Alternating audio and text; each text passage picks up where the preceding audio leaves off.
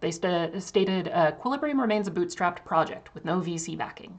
While this is great for decentralization, how do you ensure long-term sustainability? Are there plans for funding, grants, or other strategic partnerships? So simply put, we're in the process of fundraising with accredited investors. We specifically, I should note that we are not, making any statements or asks for investors in this particular AMA.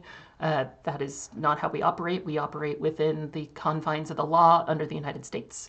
And our explicit stance is no token warrants and no willingness to engage with investors that demand them.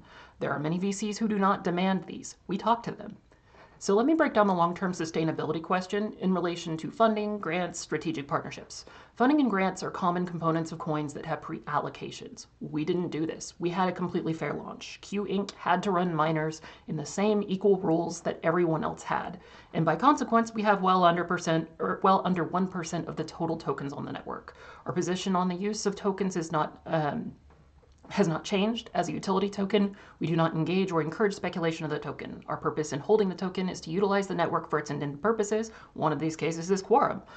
And other cases also include things like providing AWS compatible services, and additional intrinsics that we want to put on the network for supporting things like machine learning. What we do intend to do is to help developers onboard and provide a free tier of access to these compatible services so people can see the ease of switching over and even begin to do so before having to actually put any money towards it. And so in that same vein, we have been, of course, when we were running miners in the earlier days, we choose not to right now because things are so complicated and nebulous that we don't want to, potentially be seen as having a strategic advantage when we don't. But we still don't want to create that type of narrative, so we don't run miners right now.